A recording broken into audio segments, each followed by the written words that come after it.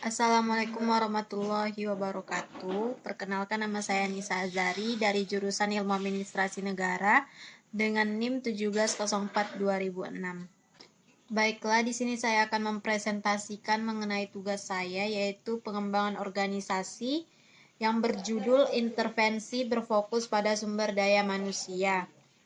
Nah, baiklah, kita akan lanjut ke slide berikutnya, yaitu tahapan intervensi secara garis besar.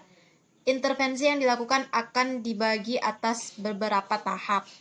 Yang pertama itu penyusunan model kompetensi PTX, dan yang kedua yaitu penyusunan panduan wawancara berbasis kompetensi, dan yang ketiga yaitu tindak lanjut. Nah, dari tindak lanjut ini terdiri dari 3 bagian, yaitu mengadakan pelatihan bagi para pemegang jabatan yang terlibat dalam wawancara seleksi mengenai model kompetensi dan panduan wawancara. Dan yang kedua itu yaitu mulai menerapkan model kompetensi ini juga sebagai pedoman dalam kegiatan coaching untuk bawahan. Dan yang ketiga itu yaitu menggunakan model kompetensi ini untuk menilai kompetensi kelompok yang masih lemah serta menyesuaikan topik pelatihan tahunan dengan temuan tersebut.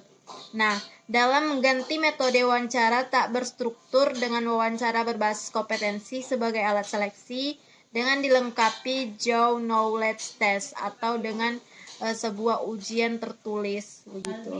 Kemudian ada juga pendapat yang lain menurut Robbins tahun 2008 yang mengatakan bahwa teknik untuk membangkitkan perubahan yang dapat dipertimbangkan oleh agen perubahan untuk digunakan antara lain, yang pertama itu pelatihan kepekaan, dan yang kedua itu umpan balik survei, dan yang ketiga itu konsultasi proses, dan yang keempat itu pembinaan tim, dan yang kelima itu pengembangan antar kelompok. Saya akan membahas di slide berikutnya mengenai 5 tahapan yang dijelaskan oleh Robbins. Yang pertama itu yaitu pelatihan kepekaan. Nah, dalam latihan kepekaan ini merupakan metode awal dari perubahan perilaku melalui interaksi kelompok yang tak terstruktur. Dengan latihan kepekaan ini mendorong setiap anggota memiliki kesadaran dan kepekaan terhadap diri sendiri dan orang lain, meningkatkan empati kepada orang lain, kemudian meningkatkan listening skill atau seni dalam mendengarkan curahan hati orang lain, atau keahlian dalam mendengarkan pendapat orang lain. Dan yang kedua itu umpan balik survei.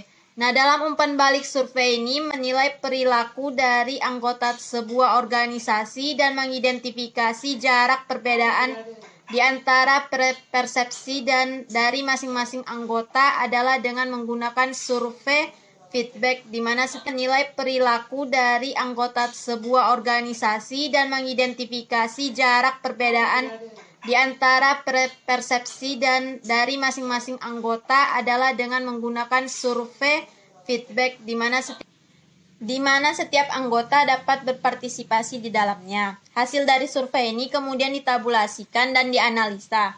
Pendekatan ini kemudian dapat memberikan informasi yang bermanfaat mengenai perilaku karyawan untuk pengambilan keputusan. Kemudian yang ketiga itu ialah konsultasi proses. Nah, dalam konsultasi proses ini, para konsultan dan klien hanya berarti pihak ketiga, tetapi juga bisa jadi antara karyawan dengan atasannya langsung dalam mengadakan konsultasi di antara mereka. Kemudian proses konsultasi ini hampir mirip dengan latihan kepekaan yang saya jelaskan tadi, namun pada latihan kepekaan lebih menekankan kepada tugas, tetapi kalau proses konsultasi proses ini lebih kepada memberikan pemahaman.